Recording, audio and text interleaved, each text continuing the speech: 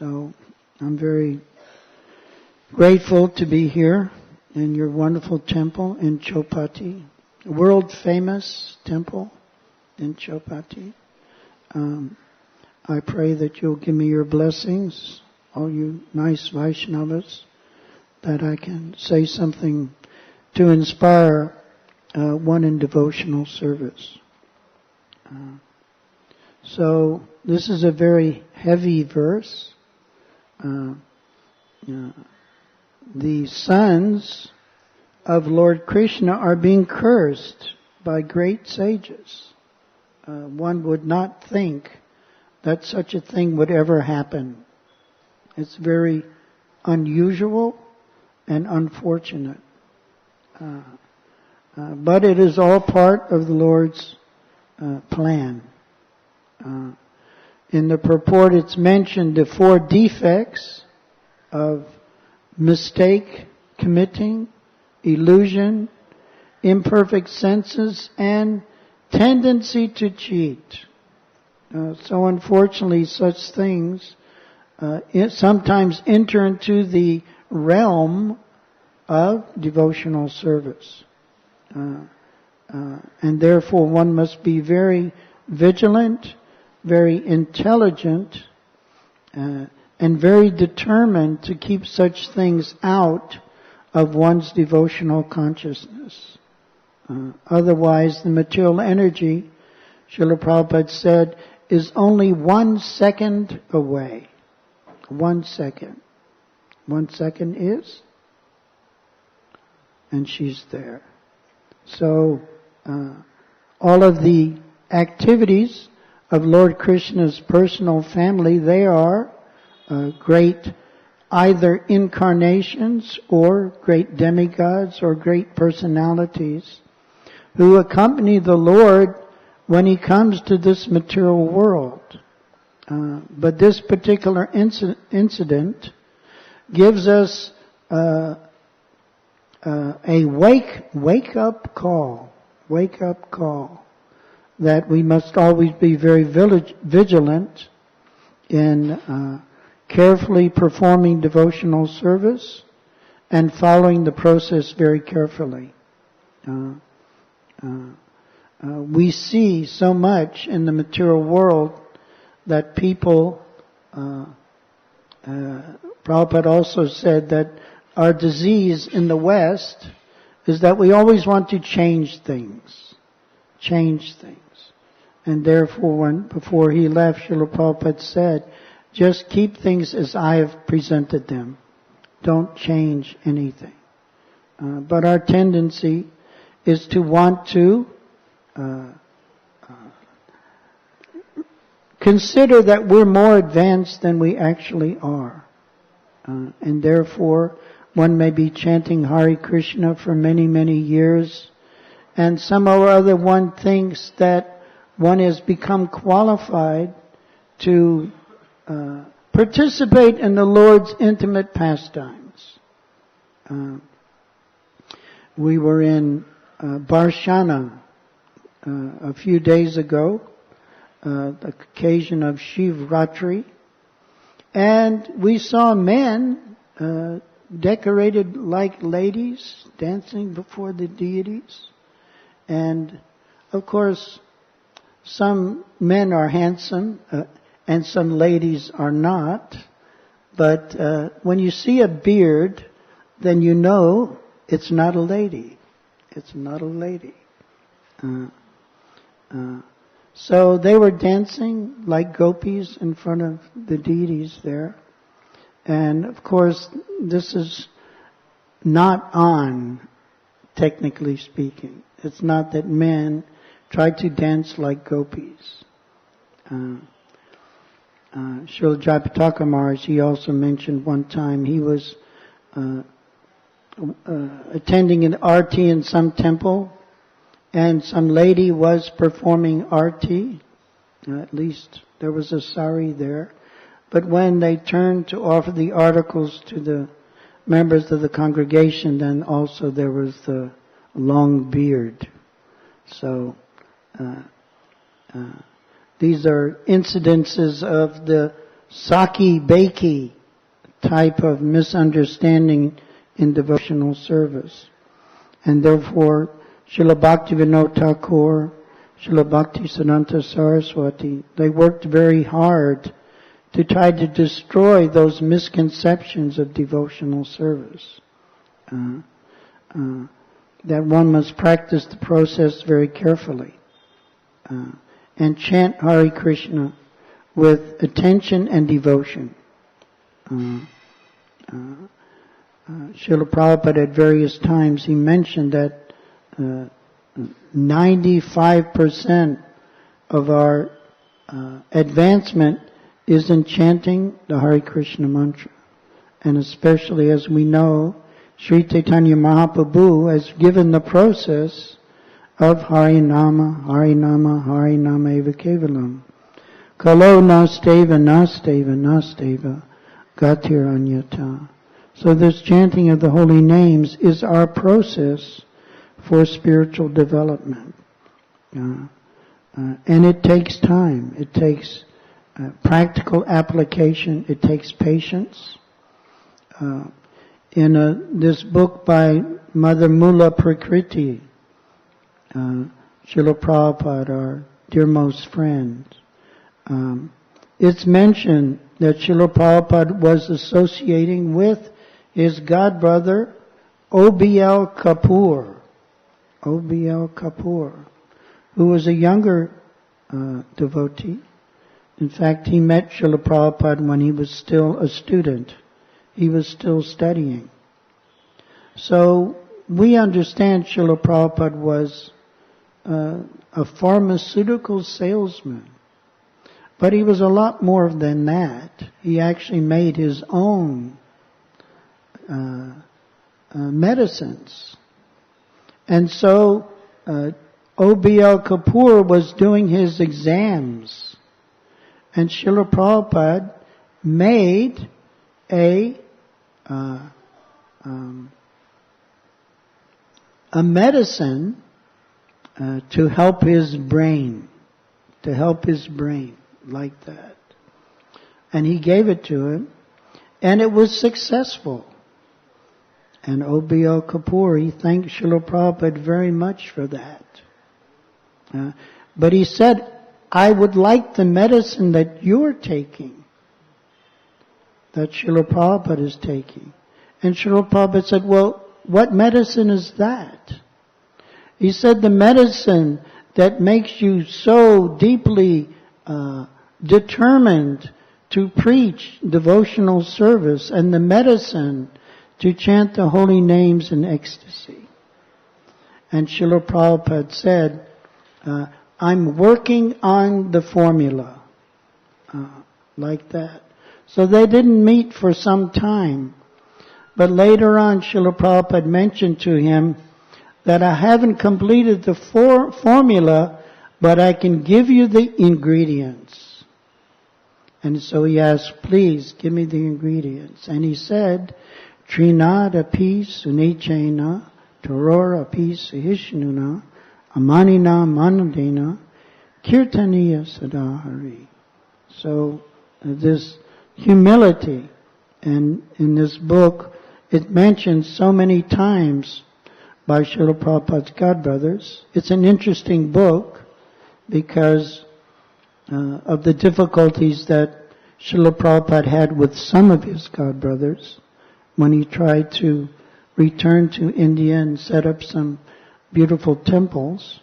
There were some of his godbrothers that didn't understand or appreciate Srila Prabhupada's wonderful activities. But by reading this book, we find that many did. And even if they didn't in the beginning, by the end they did, like that. So it's wonderful that they mentioned that Srila Prabhupada was so humble. He was so humble. And there's a nice story, one incident, which probably you've all heard, about Srila Prabhupada when he was still a householder, going to Shantipur. Going to Shantipur as a householder, entering the temple at Advaita Acharya's house, just sitting in the back of the temple room and chanting japa. And he would chant for many hours. So the pujari there, he was carrying on his services. He wasn't, he was busy. But he noticed that this devotee was chanting very humbly, like that, very intensely. And when he would get up to leave, he would approach the pujari and thank the pujari for rendering his service. And the pujari could see that in this devotee's eyes were tears, had welled up in his eyes. His face had marks where tears had fallen. So he came sometimes, once a month or something like that. And after some time, he noticed a sannyasi had come and was chanting. And chanting even more intently, more intensely. And he could see him shaking with intensity. So then when he came to leave, he noticed that this sannyasi, he was that same person, that householder. And he asked him, well, why are you crying? Why are you crying? And he said that my spiritual master has given me an impossible mission that I must attempt. And I am praying to Sri Advaita, the members of the Panchatattva, I'm praying to them that they will please give me their mercy so that I can succeed like that. So then many years went by, and this devotee began to notice, the pujari noticed, that there were Western people coming to the temple. You didn't have that happening. Western Vaishnavas. So he was speaking to the one, and the one person gave him a Back to Godhead magazine. And he opened it, and there he saw on the first page a beautiful picture of Srila Prabhupada. And he understood, this is that devotee. So he immediately went to Mayapur temple, and he met the devotees there, and he told them this experience, that this is what Srila Prabhupada had done in order to prepare himself to come to the Western world. So many of Srila Prabhupada's godbrothers, they appreciated Srila Prabhupada's wonderful attempts. And they appreciated that Srila Prabhupada was actually the foremost disciple of Srila Bhaktisiddhanta Saraswati. And because of that, many of those, or some of those godbrothers, they also made attempts to preach in various ways that became very interesting in some cases. But still the attempt was there to try to imitate or even to follow Srila Prabhupada's example. So they say imitation of a good thing is desired. So that has gone on. So Srila Prabhupada, he achieved such wonderful success because he carefully followed the instruction of his spiritual master. But in this purport and verse, we see those who are imagining spiritual advancement. They're imagining that they're become very advanced. So this imagining is the opposite of humility. It's the opposite path of humility. Humility means I'm not worthy, I'm not qualified, please give me your mercy, give me your blessings. But the other way thinks, oh well, I'm qualified. I must be confident of my spiritual advancement, and I must imitate advanced personality. So that is a wrong idea. Pretension, pretending. Also in the Bhagavad Gita it is explained that a person who restrains his senses from their objects, but whose mind dwells on sense gratification, he's called a pretender, mithya achar, which means someone who is posing as a devotee. So our process is to approach the holy name with all humility, all humbleness, tolerance, forbearance, like that. And there are so many examples where even great devotees were put into difficult situations. We have the example of Bali Maharaj. Bali Maharaj, he was so attracted by the beauty of Lord Vamanadev that when he offered him, of course he was very well situated. He was the emperor of the universe, practically speaking. He had subjugated all the demigods. So when this little Brahmin boy came and asked him for some little benediction, he thought it was well within his capability. And even against the instruction of his seminal guru, Shukracharya, he gave that charity to Lord Krishna, Lord Vamanadev. And what was the result? The result was he ended up getting bound up. He got ridiculed and blasphemed by his family members, even before his great-grandfather, Prahlad Maharaj. He was embarrassed like that. So even though his intention was right, still Krishna's response was a little interesting, like that. So we have to be humble in the extreme. Of course, ultimately, Lord Vamanadev gave him a great benediction that he became his doorkeeper in the planetary system Sutala. And it's mentioned elsewhere that Ravana, he came while conquering the universe, he came to Sutala. And Lord Vamanadev at the gate, he kicked Ravana 80,000 yojanas. One kick, and he was out of sight. And then we have other examples. We have the example of Jatayu. We have the example of Jatayu, who was very powerful. He was undefeatable, practically speaking, but he had gotten old. He was elderly. And still, when he saw that Ravana had kidnapped Sita, he tried to stop him. He tried to stop him. And he practically was able to get Ravana to drop Mother Sita.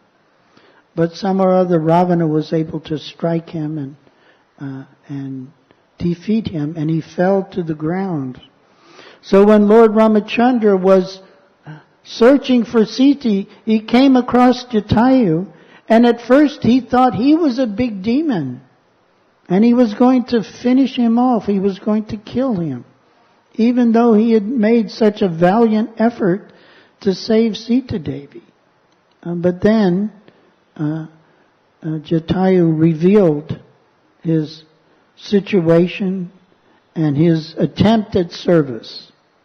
And then Lord Ramachandra was so grateful to him that when Jatayu passed away, Lord Ram performed his funeral ceremonies like his own son. So sometimes things don't come out exactly as we planned. But ultimately Krishna is behind everything. Srila Prabhupada was asked one time by his disciples that we're preaching to people and we're trying to explain that the spiritual master, He's not an ordinary human being. How can we explain to them, how can we prove to them that the spiritual master is not an ordinary human being? Of course, no one can understand except one who is surrendered to the spiritual master. But Srila Prabhupada mentioned that I know that behind everything there's Krishna. So sometimes something happens and we think this is Maya. But ultimately behind the Maya, there's Krishna. So if we act humbly, if we accept, if we persevere with humility, then ultimately Krishna will reveal himself. So many difficulties may be there. We were in 1993. We were helping with the secretariat for the GBC meetings. And, of course, it's an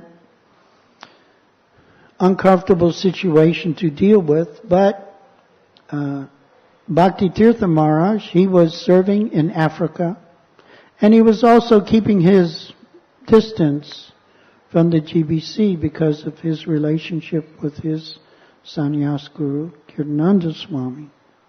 So, because he wasn't attending the meetings, then someone put forward the resolution that Bhakti Tirtha Maharaj should be excommunicated from ISKCON. Excommunicated. And actually I was there, so that was one of the proposals from one of the committees. So then, one very nice devotee, Kavi Chandra Swami, he presented that maybe we're just not presenting it properly for his acceptance. Because the general thing was, we're the GBC and you must come. And somehow or other, he wasn't coming. So then they rephrased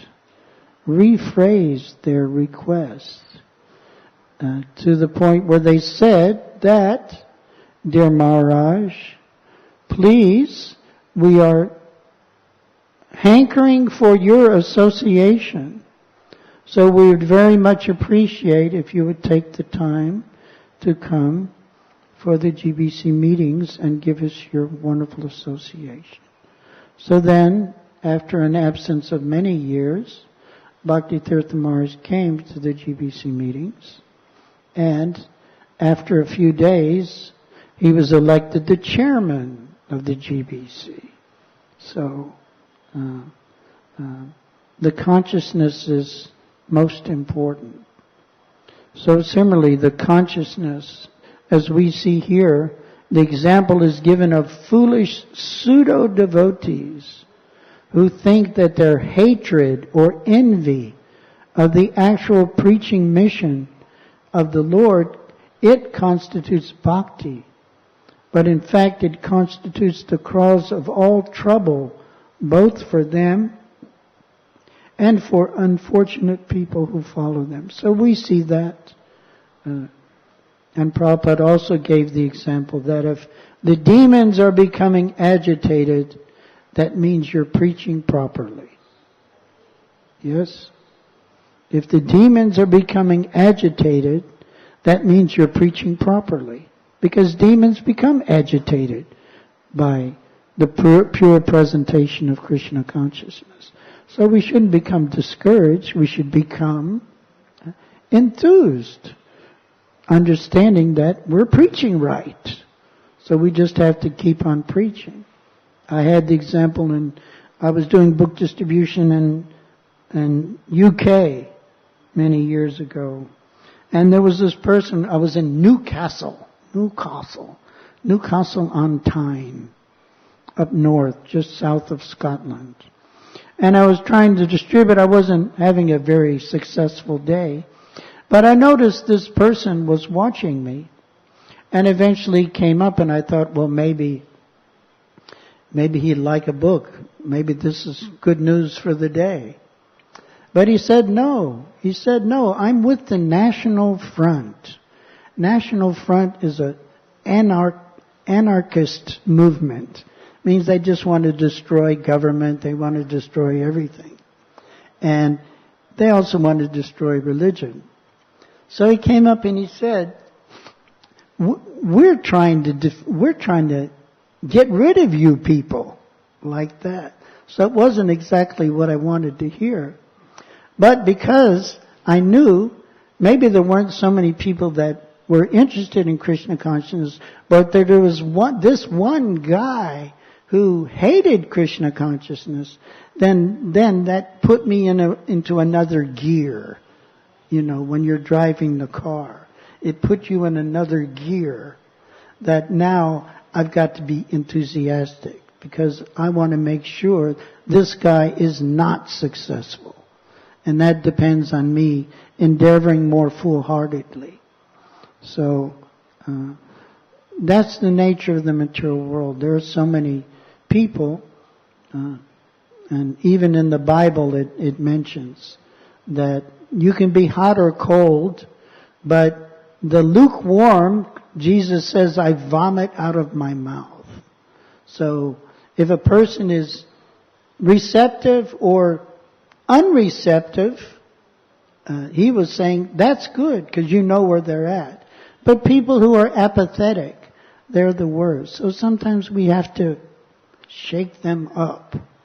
We were in Vrindavan just now, and of course there are many, many monkeys, and we were happy and surprised to see monkeys on the altar here. Of course they're transcendental monkeys. But the monkeys, they steal everything. In fact, we were feeding the monkeys some prasad, and then we went to Govardhan Hill and Kusum Sarovar in place, and devotee had given me some prasad, and I had it in a little bag. So we were getting out of our car, and this monkey grabbed the bag of prasad. Of course, there was a bead bag in it, which I'm sure he wasn't chanting, but he got the sweets. So even though we were nice to the monkeys, because no one's taking care of them, they take liberties. What was my point? What was I saying?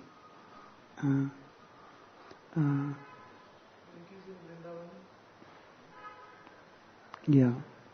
So we have shake people up. Yes. Thank you very much.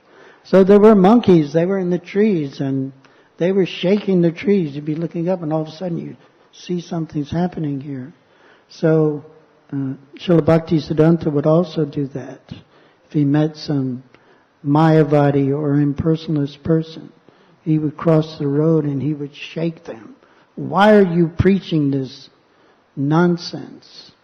And Srila Prabhupada mentioned that because of this one foolish monk, that all of Bengal has gone to hell, practically speaking. So they were very powerful. They were very determined. That even different devotees were always wondering why Srila Prabhupada was condemning impersonalism so much. But practically speaking, because of impersonalism, which is deeply entrenched in our hearts, then we can't appreciate devotional service. We can't appreciate the wonderful plan that Lord Chaitanya has made to reveal himself in the Krishna consciousness movement. So the more we begin to remove that impersonalistic tendency, the more we're able, of course, here's one of the most wonderful temples in our ISKCON society, because there's so much counselor system and care for devotees. So that brings out the transcendental relationships. And those relationships, they are the medicine that will cure us of desires for sense gratification. So it's very wonderful to be here, to absorb some of the wonderful association that's here.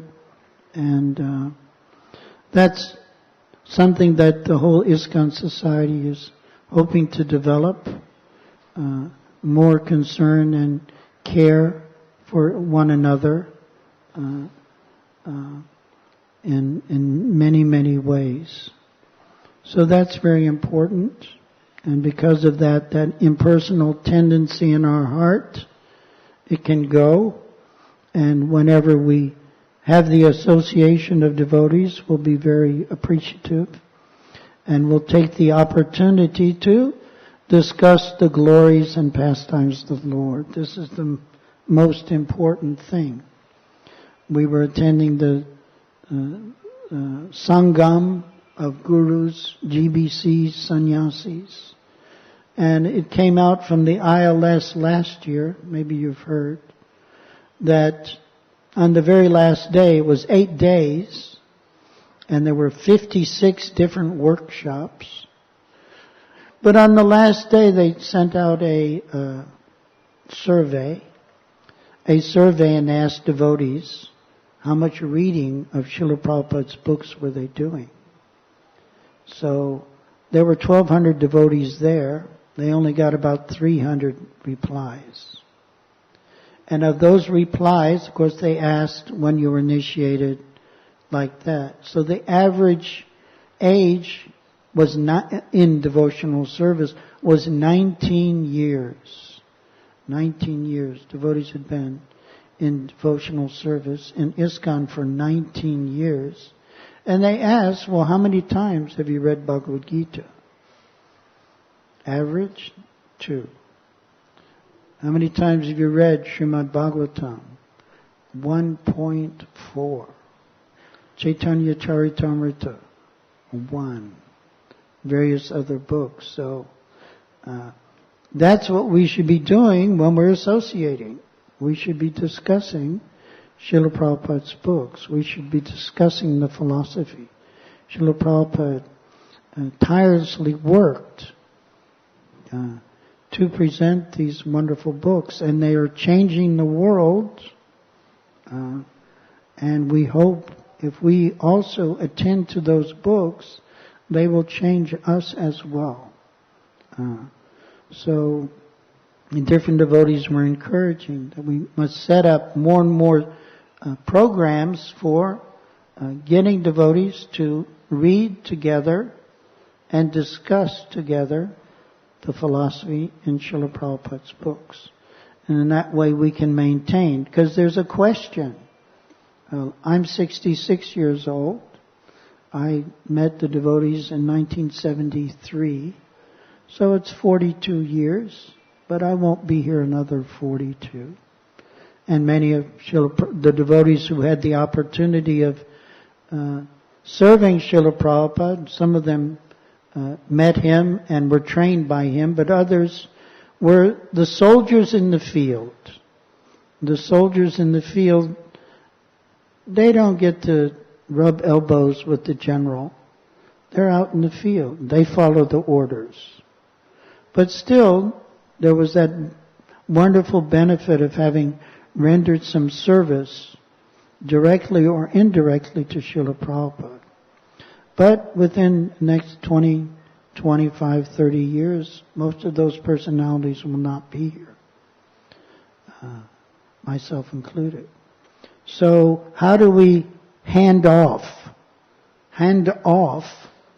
that training from Srila Prabhupada? And that has to be through the study of Srila Prabhupada's books. So that's the most important thing that the GBC was dealing with, or the SGGS was dealing with. One of the important things that we have to be very single-minded about studying Srila Prabhupada's books. To read other books is nice. Prabhupada also gave the example of, he gave the example of a woman who has a lover, not her husband. So her mentality is she has to be even more dutiful to her husband so that he won't suspect. And she sneaks away to be with the person she's really thinking of. So, we can read other books by other devotees, that's nice. But we should keep our heart also, especially for Srila Prabhupada's instructions. And that will maintain us, it will maintain this Krishna consciousness movement. So, we'll finish there. Thank you very much for your kind attention. Srila Prabhupada ki, Srimad Bhagavatam ki, Gaur Premanandi. Any comment, questions, corrections? You don't do that. Okay. Thank you very much. Hare Krishna.